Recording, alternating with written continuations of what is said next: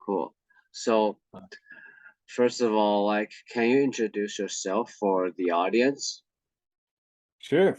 I'm Dr. Gerry Ramogida, chiropractor from Vancouver.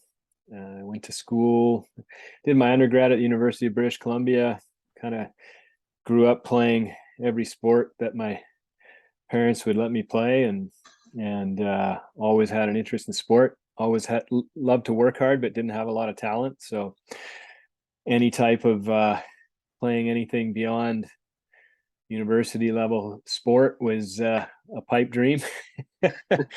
but knew I loved sport. I was a huge football fan growing up, and soccer, played soccer, played football through high school, and had some university opportunities, but always wanted to stay involved in sports, and experienced chiropractic in my youth with the sports and with downhill skiing or alpine skiing, and kind of became made aware of it with chiropractic that way. And when I got to the end of my undergraduate in sciences at UBC, I was looking at medicine or physiotherapy and chiropractic, and ended up, going the route of chiropractic. And it's been a fun journey. I ended up going from chiropractic and doing, I when I came out, active release techniques was kind of a new thing, and I kind of fell right into that and gained some great mentors there with guys like Mark Lindsay and Mark Scapitici and Mike Leahy and people there. And from there did my contemporary medical acupuncture out of McMaster Medical School, and then got into Guy Voyer's work, and went, from early on was involved in track and field and international track and field, and spent a few years working with UK athletics in the run up to their Olympic Games in 2012, and did multiple Olympics with Canada. And then fortunate to get some opportunity in the NFL with the Seattle Seahawks. Was there for 17 seasons, and then the last 4 years with Golden State, and here we are. Cool, man. Cool. What a journey. Yeah, it sure has. It's been fun. It's been a fun journey. So, I know, like you mentioned, you work with UK track, right? Yes. So from track to football to basketball, what do you Right. think, like, these three sports are like? What do you think the difference between these three sports, and like, which one do you enjoy working with the most? Oh, that's a loaded question. So, No, it's good. I started in track, and I met, and I had the good fortune early. I was working with some coaches in Vancouver, Kevin Tyler and Derek Evely, and they were very helpful because they were working with some young, talented Canadian athletes who were kind of on that cusp of the national, but on the cusp of international level. And through them, I ended up meeting Dan Paff, and Dan had a massive influence on my direction and path in terms of sports performance, as did Mike Leahy, because, as I mentioned, I was introduced to ART very early. And what that did, one, it made me very acutely aware of anatomy, and then having the good fortune of being introduced to Dan very early and spending time at the University of Texas with him was almost from the beginning of my career realizing that to be effective in sport, you need to know what the athlete's trying to accomplish from a movement perspective, whatever that is, whatever the sport is. What is the skill expression they're trying to, that they're working toward? And so because I was introduced to Dan early and spent hours and hours and hours trackside, and he was he just took me and taught me, okay, this is what you're looking for out of the blocks, and you want to see a 1 to 2 degree increase in the line of attack with each step, and talked about posture and everything we were looking for. And so very early on, I learned to watch movement based on the model that Dan was coaching toward and the athlete was trying to accomplish. And very quickly learned that, sometimes athletes, especially at the elite level, are there for a reason. That they're very quick to take on a coach's input and translate that into change in what they're trying to do. And what we found very quickly is if a coach is giving a couple cues and we're not seeing a change, and the athlete is focusing on trying to make that change, often that's an indicator that you've got a mechanical issue. And so, with ART and my chiropractic background, with joint manipulation, and then as I learned more with the acupuncture and then with Guy Voyer's joint pumping, you get this toolbox of things where you can quickly make change. And then our goal was always to immediately get the athlete back into movement, because by doing so, we do our manual work, we put in this effort to create a mechanical change, but that's only part of it. You got the mechanical change, and then you've also got the cortical awareness. You have this brief window of increased awareness from a proprioceptive and a sensoromotor awareness because of the touch, because of the movement, because of the increased range, where now if you can get them back into the movement as quickly as possible, and they have this volitional effort to improve their movement, they can integrate that new range more easily. And so that kind of influenced me very early. And so track became almost like the experiment, like the mad scientist, being able to experiment and see what types of things we could change. And the beauty about track is there's no hiding. It's a stopwatch. So either you helped or you didn't. Either performance improved or it didn't. There is no, in football and in basketball, there's obviously a massive amount that comes down to the athlete's IQ, the sporting IQ, and understanding the flow of the game and anticipating motion and where the ball is going and those types of things. So you don't get as much of a potentially an objective result from your inputs, other than the athlete saying, I felt much better. And you may see the change in certain movement patterns, but it's not as distinct as in track. That being said, I loved all of it. I loved track for that. Football for me was it was the most fun because I loved the game. So there was not only was it enjoyable from a professional standpoint and getting to work with great people in Seattle, and exposed to I was fortunate. 17 years is a long time, and I got to see, bless you, I got to see Mike Holmgren, and he came obviously from the Packers and winning a Super Bowl there, and then bringing that to Seattle. And then I got to see the Pete Carroll regime come in, and how we went from a classic hard-nosed, really loud head coach to a player-focused coach, and with a very distinct philosophy. And then the incredible fortune to go to an organization like the Golden State Warriors, who, my first year was the year they lost to Toronto in the finals, but it was their fifth straight trip to the finals in 5 years.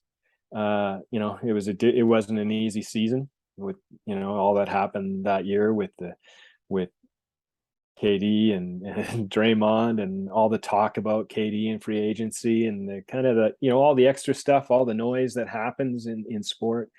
But to get to then go to Golden State and slide right into a winning culture and with Steve Kerr,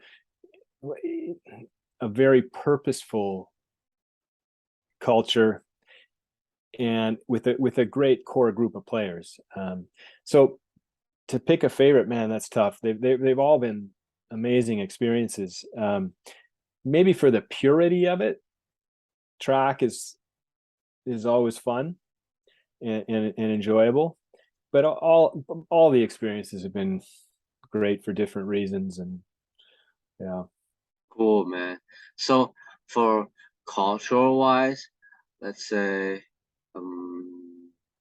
football and basketball were all like major like pro sport in the state, right? Right. Yeah. So cultural wise, what are the difference between these two? It's interesting because Steve Kerr and Pete Carroll are friends. And so there's actually more similarities in terms of both of their intentions in terms of building a culture. Like when Pete Carroll came into Seattle, he took the entire organization into the big lecture theater and he put up his philosophy. And the interesting story about Pete was, everyone who knows Pete and they talk about it during games and stuff, when he's on the sideline and he's like the biggest cheerleader and he's having a blast and getting into it and running the sideline and that energy that he has it's always like that.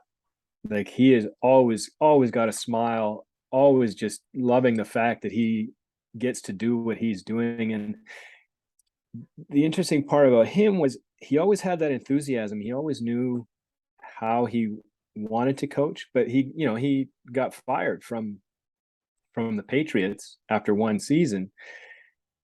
And it caused him to kind of sit back and reflect and kind of try to understand. He knew he had all this enthusiasm. He knew he had ideas of how he wanted to coach and the culture he wanted to build, but he realized that maybe he wasn't effectively communicating it. So he took that full year off and after being fired, and he put down and built his philosophy into a very clear system. And everything for him came down to competition, and his saying is always compete.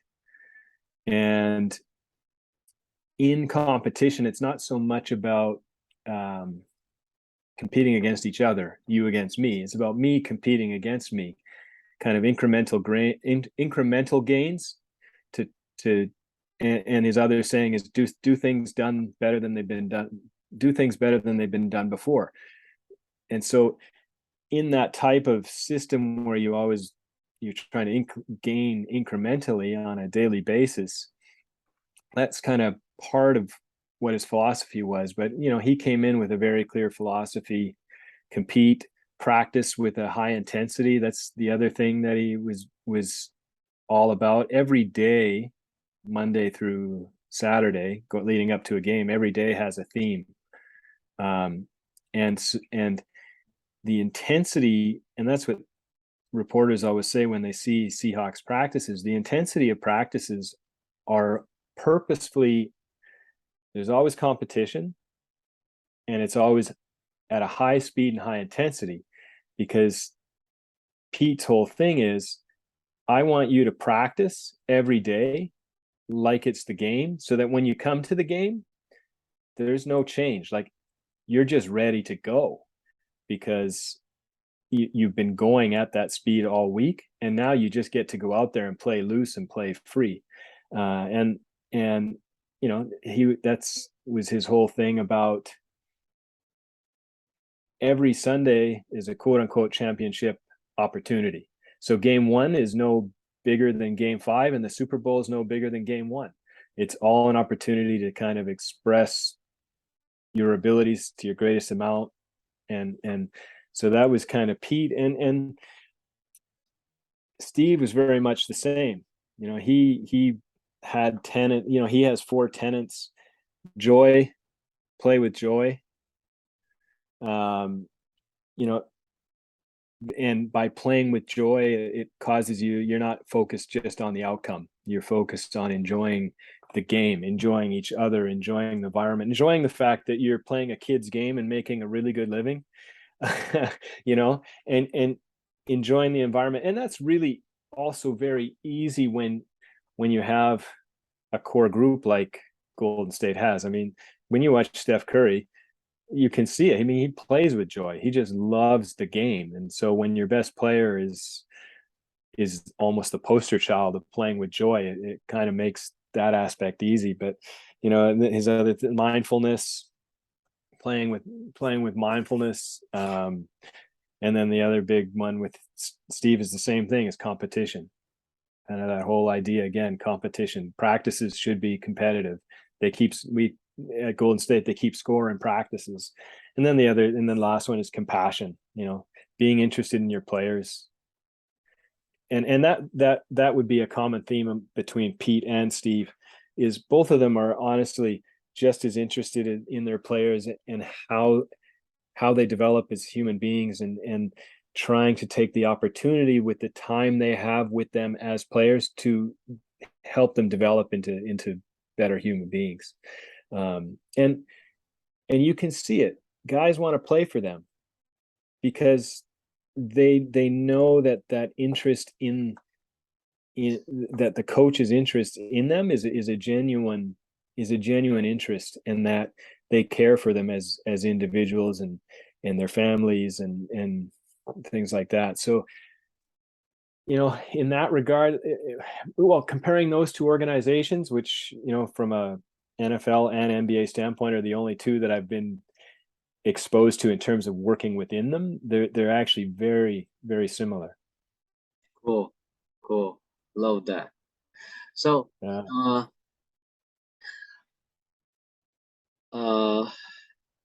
since you've been to like Golden State for the last 4 years, right? So they were supposed to be winning the championship and lost it to Toronto, right? And then after like Katie was gone, after Clay was injured, they were able to like go back to win the championship. So what are like your experience, or I don't know the exact English, but sure, these 4 years, like, can you like briefly like what happened and what you learned? Yeah, I know what you mean. It was, man, we went from the top to the bottom, like literally the bottom, the worst record in the league, to I mean, man, it was a roller coaster. It was tough. I mean, and then you throw COVID in there, and the chaos that COVID caused, and so yeah, we went from, you know, that year we went to the final with Toronto. It was an emotional roller coaster. I mean, it was my first year, so I was adjusting to the NBA and the travel. You know, man, 42 games is a lot of games on the road, and a lot of travel. And I mean, you're talking those back-to-backs on the road back-to-backs are no joke. Like, you get in, you play a game, you finish at 10 p.m. You got to get everyone cleaned up and do media. So you're pulling out of the arena at 11 or midnight. You're getting on a plane, flying to another city, maybe getting into the hotel at 3 or 4 in the morning, and you're literally playing a game the next that same within that same 24 hours. And boy, those are tough. Those are tough. And then as a staff, like, people think it's a glamorous existence, and don't get me wrong, like, we travel nicely, like it's not first class, quote unquote, but it's business class, so you got nice seats and it's comfortable. But, you know, as staff, all the bags, all the trunks, when you get in at 3 a.m., you're emptying the truck of all the bags and all the luggage and making sure all the luggage gets to the players' rooms. And the hotels help you out, but getting to the hotel is the first hurdle. Once you're there, you still got another hour of work to do, probably. So it's tough. But back to that journey, obviously, losing KD, one of the best players to ever play the game, was a big deal.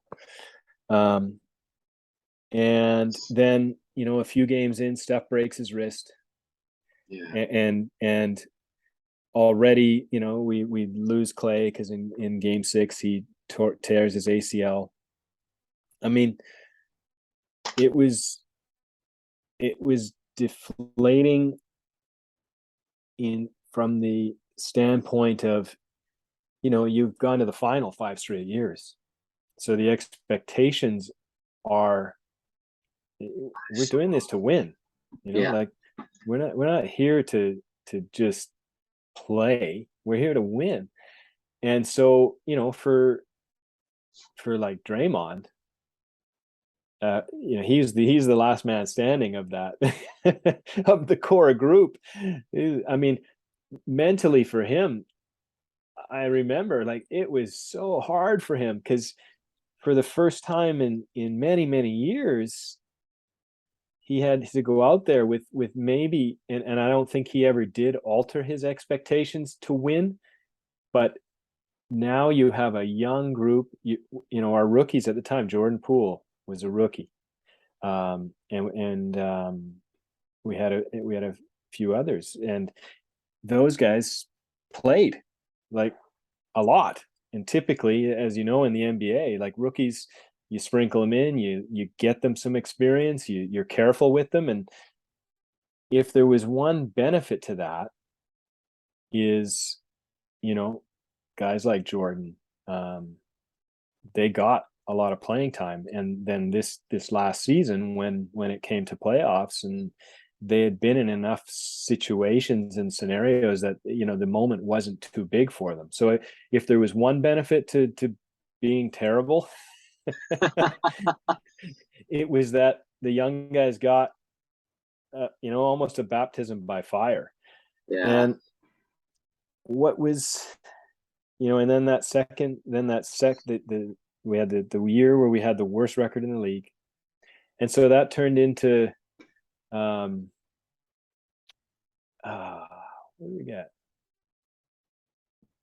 I'm trying to think. We had is that one we ended up with Jonathan Kuminga and Moses Moody. And before that, we had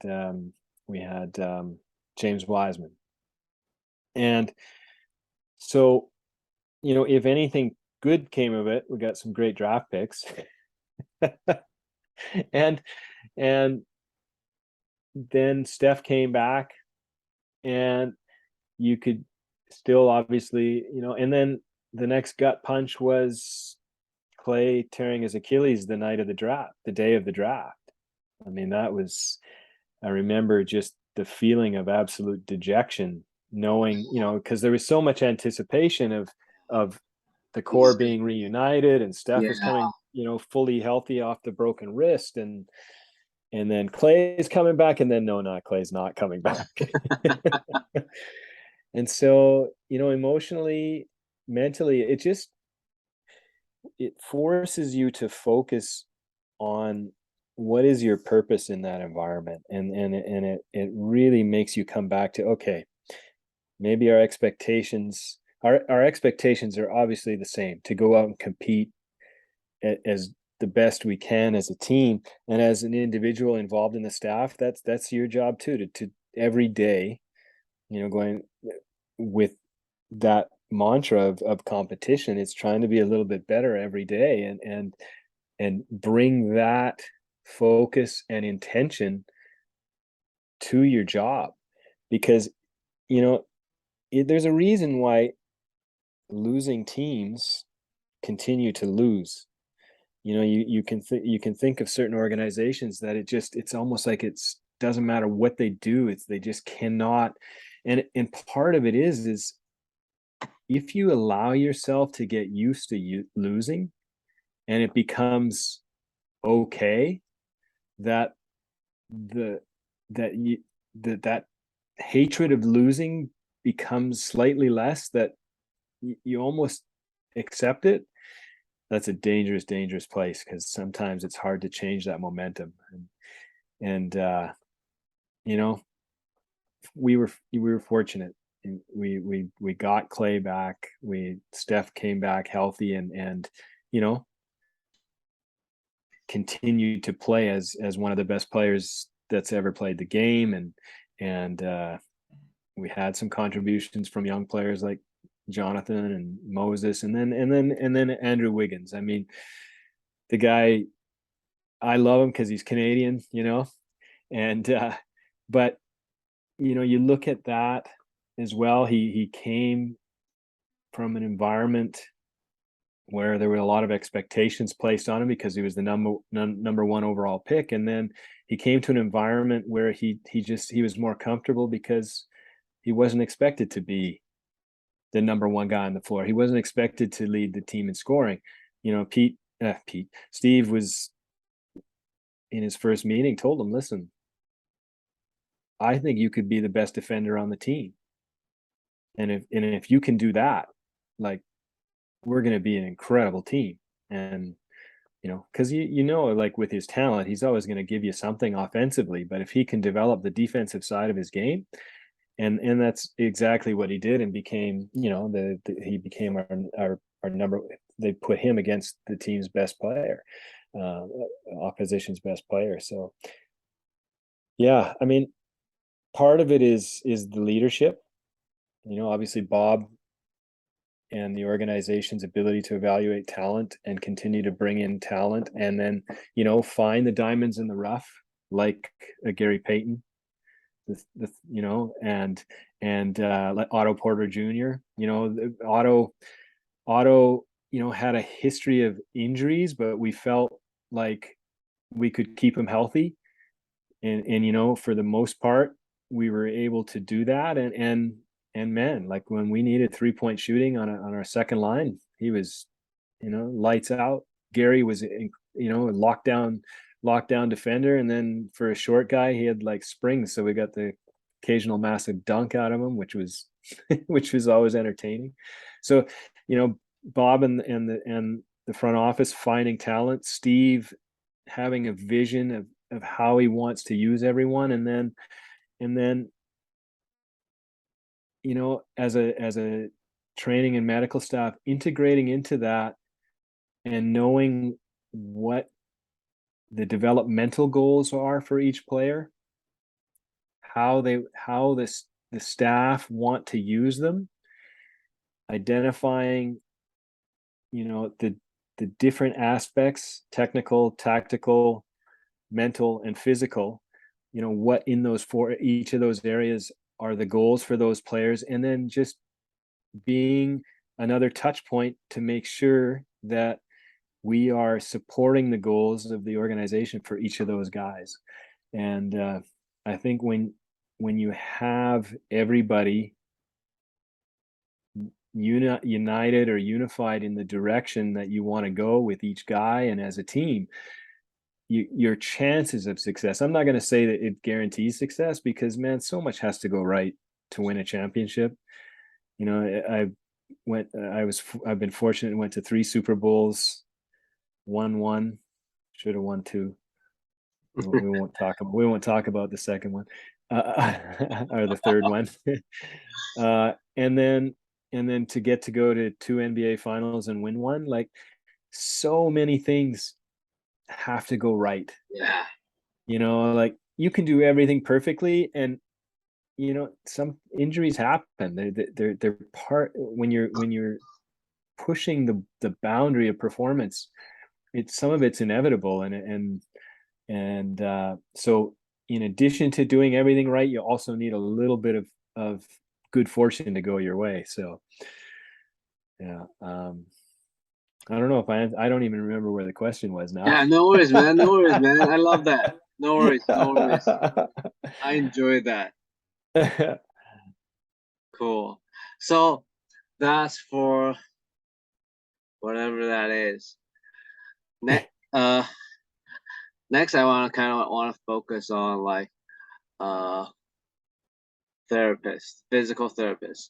So Sure. what are the common injury in, like, let's say the NFL and the NBA? Sure. Probably the common ones would be the more common ones, kind of your lower extremity tendinopathies. You definitely see the tendinopathies a little more frequently in the NBA with the jumping nature of the sport, Achilles and patellar tendinopathies. But you do see them. You do see it in football as well. The soft tissue injuries. You don't see hamstring as much in the NBA as in the NFL because NBA they're not getting up to that max velocity as frequently, but you can see it around the explosive jumping nature of the sport sometimes. Calf strains, you'll see kind of in both sports. Trying to think otherwise. The similarities in terms of injury frequency. I mean, ankle sprains. Ankle sprains obviously a big one in basketball. It's kind of like your biggest worry every night is hopefully someone not stepping on someone else's foot under the hoop, because you've seen that derail a lot of teams with their best players. But you do see ankle sprains obviously in football, and then from there, differences wise, obviously football a lot more trauma, and you do tend to see the non-contact injuries more frequently in football, and then we can get into all the concussion, head injury, more the injuries related to the impacts associated with football. So some similarities. Football was always, I felt like Mondays was walking into a trauma unit, and it was like, what are we going to get this week? And the amazing thing, the interesting thing about football was sometimes guys would have significant issues and they wouldn't even say anything that after the game. They wouldn't come in until Monday and go, oh man, like my foot, something on my foot, or my my shoulder, and ends up being something significant, but it wasn't significant enough at the time after the game, and it didn't take till almost 24 hours later for them to really notice as much. So fortunately in basketball, you definitely, it was much easier in that regard, that you weren't dealing with trauma and major nowhere near the frequency with major injuries. Did you get the chance to like get in touch with DK Metcalf, or you already left? He came in just after I left. So I was my last years was like Doug Baldwin, Marshawn Lynch. Actually Marshawn had left already 1 year, so I had one more year there. Russell Wilson was there, obviously. Who came in after Marshawn? Why am I forgetting? That's terrible. But and then I was there through the Legion of Boom, Cam Chancellor and Richard Sherman and all those those guys, and Bobby Wagner and Cliff Averill. I got to got to see many years in Seattle, which was a pleasure for sure. Cool, man. Love it. So from players getting like major injury in the lower extremities, I know you guys must have like some sort of battery of tests for them to like collect some data and look at the benchmark of when are they able to come back. Like Right. so can you like talk to like everyone what are the battery of tests included in the NFL and the NBA? Yeah, I was thinking about that before coming on and thinking back to what we did, what was happening in Seattle at the time when I was there. There were, in terms of kind of the basics screening coming in every year, there was kind of almost a modified FMS that was being used. They used and at the time it was kind of the based on the technology that they had, but there was like we had OptiJump, so there were repeat jump measures, single leg, double leg, multiple hop, things like that. In the NBA, when I got there, we had a battery of tests. From a therapist standpoint, we were always checking and always had baseline on simple things, like knee to wall,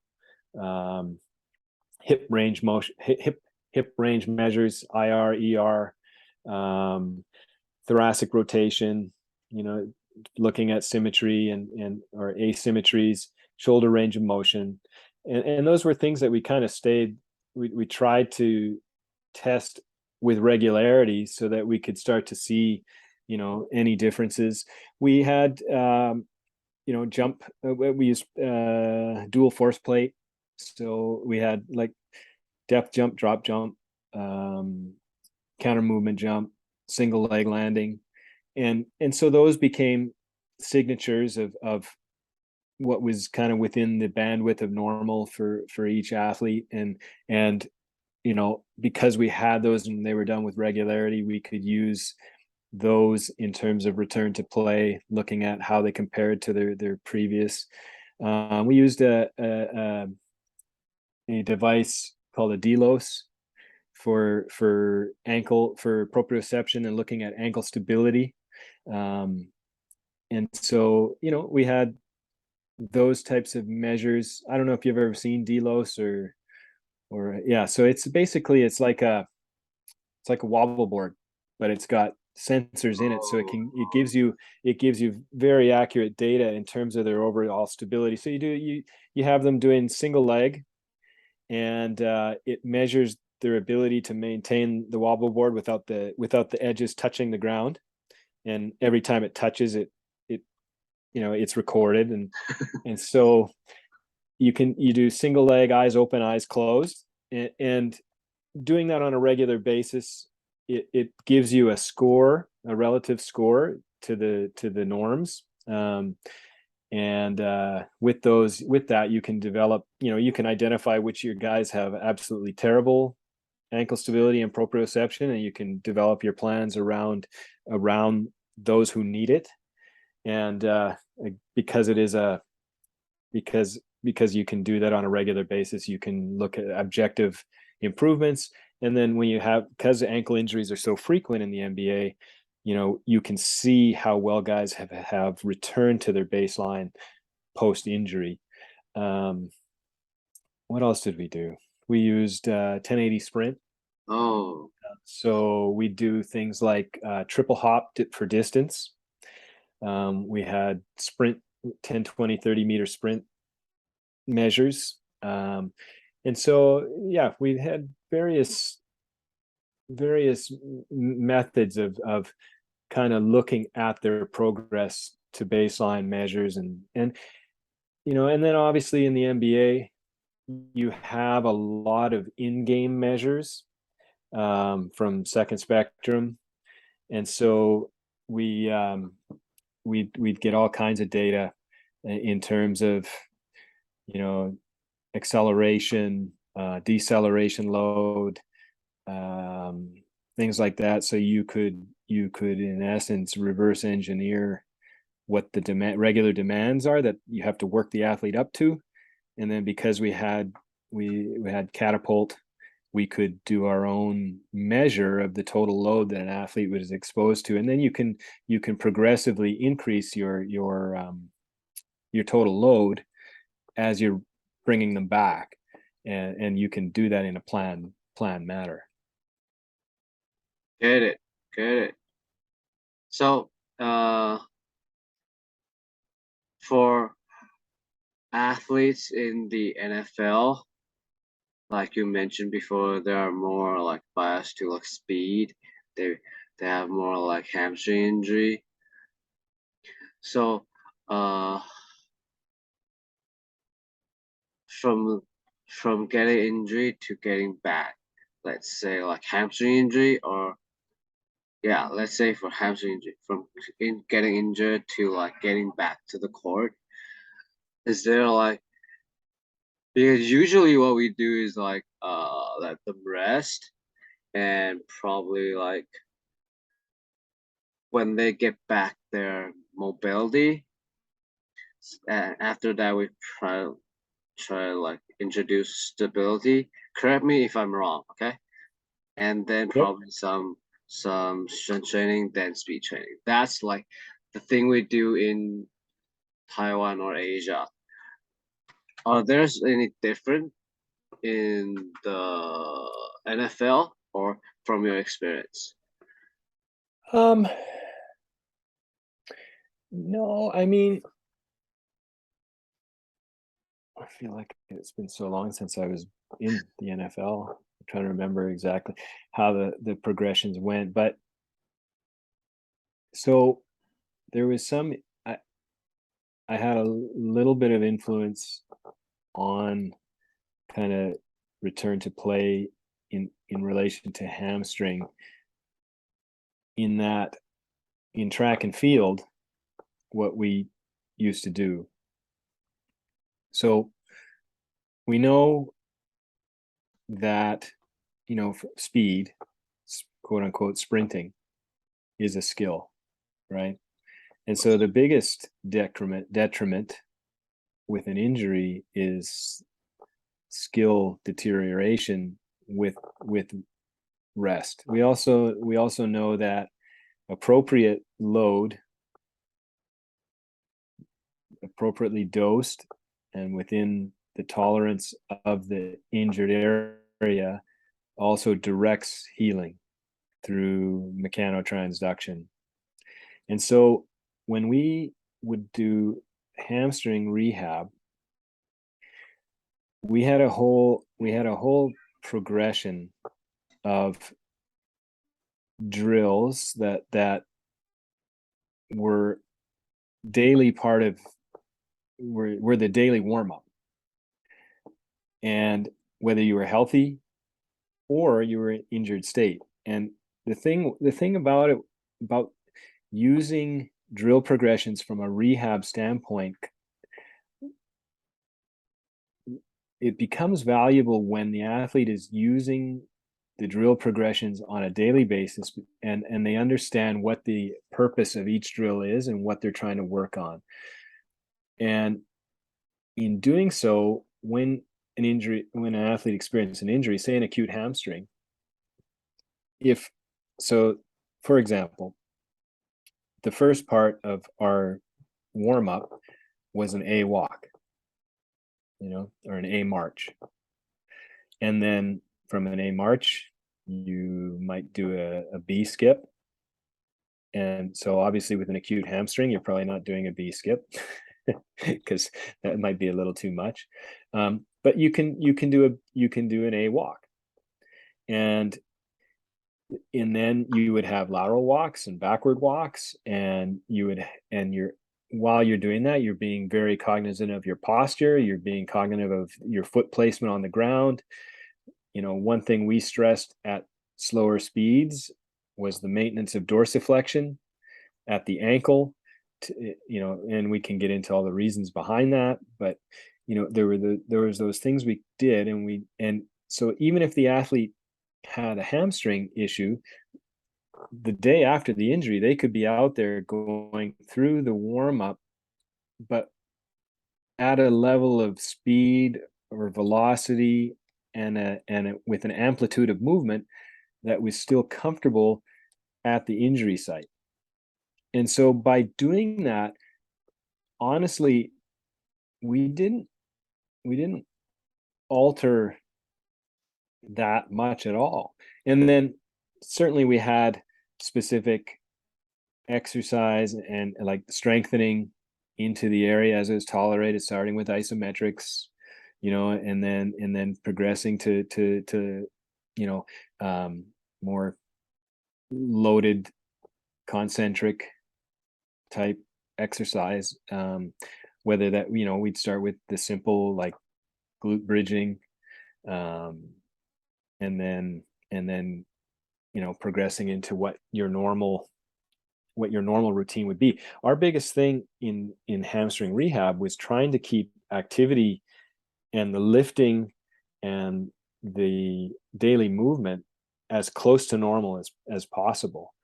And then we would use, I don't know if you've seen dribble series where the athlete, yeah.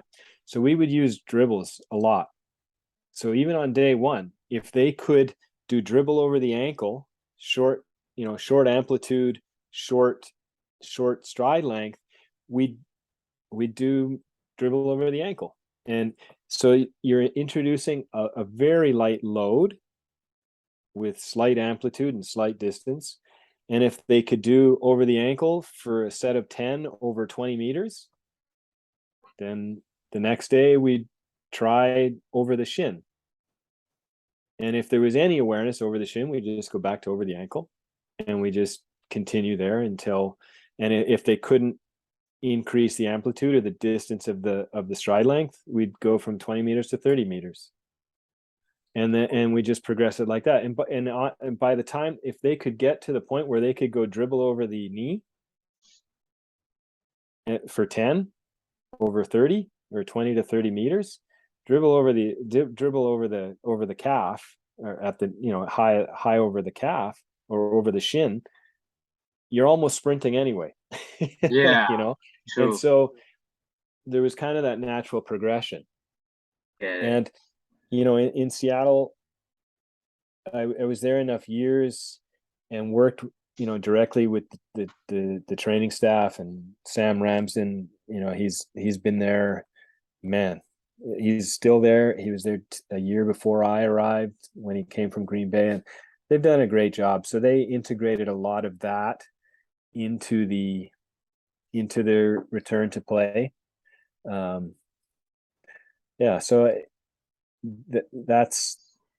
that's how kind of I've done it traditionally over the years. Yeah. And at UK, and when I was in the UK with UK athletics, and to me that there's an opportunity as well when an athlete has an injury, in that it's an opportunity to work on mechanics. To me, why do we see athletes strain hamstrings under fatigue? Typically because they already have poor mechanics, and then as they fatigue, the mechanics get worse, and you put yourself in a compromised position. Your stride length gets too long. You're striking in front of the center of mass, and instead of it being a pushing motion, you're pulling. And now, biceps fem gets overloaded, and there you go. So to me, and this kind of brings me back to when I was in the UK, I ended up working with a number of Premier League football players, soccer players, because I was there, and some guys that I knew I was there. And anyway, we ended up connecting. And the irony was they'd come to me for various things. Achilles, we did an Achilles tear rehab, and some guys with recurrent hamstring issues. And the one thing to a man there, when we started our whole rehab process with mechanics and teaching them how to generate speed and teaching them sprint mechanics, they always said, you know what? I've been playing this game since I was 4 years old, and I've never been taught how to run. Yeah. You know? And Yeah. then what would happen is you'd get coaches saying, oh, you can't change how an athlete runs. And I'm like, are you kidding? Like, you can change a swim stroke. Tiger Woods can reinvent his golf swing 5 times in his career. Yeah. So, but somehow sprinting is different. Like, you can't, because you're 25 years old, you can't learn how to sprint more effectively or put your body in a more mechanically advantaged position to reduce the frequency of injury. It's just insanity to me.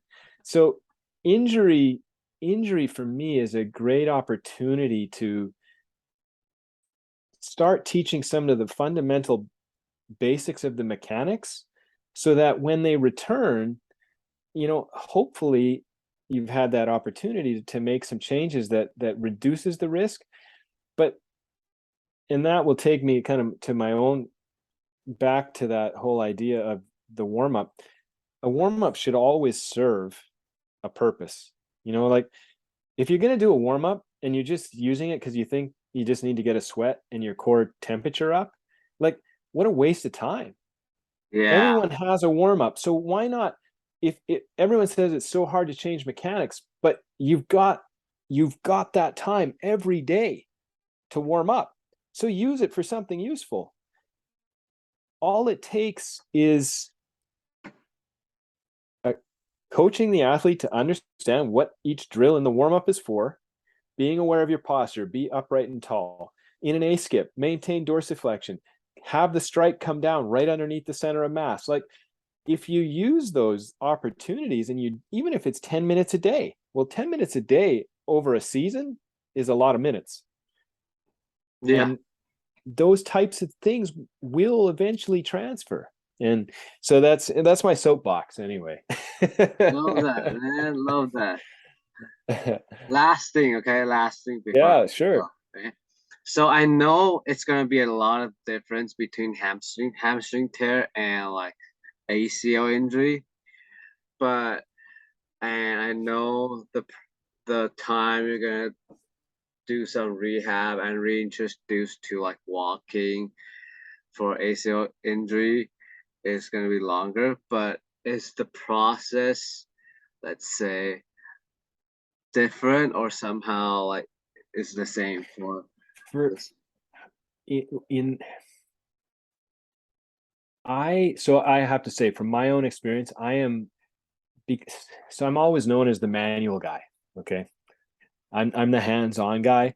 And so often especially in the early acute phase, I don't have a ton of experience in that early acute phase and management of the early rehab. Okay. So by the time I get involvement on a rehab standpoint, typically they're at a phase where they're able to start to jog and move with more volition toward the movement of the sport. So in that being said, so the progression for me is more similar to what I outlined with hamstring. Yeah. Your duration of time before you progress is longer in the ACL, because you have to be respectful of the fact that ligament is going, if it came from tendon, you have that window of vulnerability where it's going through morphological change because of the stresses, and become, vulnerable at that 3-4 month window where the chance of re-tearing is greater. Like, you have to be aware of those things. But the principles of gradual, slow progression relative to those benchmarks is the same. Yeah, get it, man. Get it. Appreciate it, man. I love talking to you. Oh, I love the opportunity. Thank you for giving me the chance. I mean, we've had a few conversations in terms of the changes that have happened in my life this last year and so one of the things that given that I have some time now and more time than I've had in the last 25 years, is having an opportunity to try to mentor and share as much of the experience I have. That's really one of my goals. So if, I welcome the opportunity to have the conversations. And if any of your listeners out there are interested in that, in mentorship and asking questions, I mean, you have my email. I'm here and trying to make myself useful. So appreciate it, man. I'm gonna ask you to do a second episode. I know you got a busy schedule and life is hard, but it can wait. Okay. We'll do another one. That sounds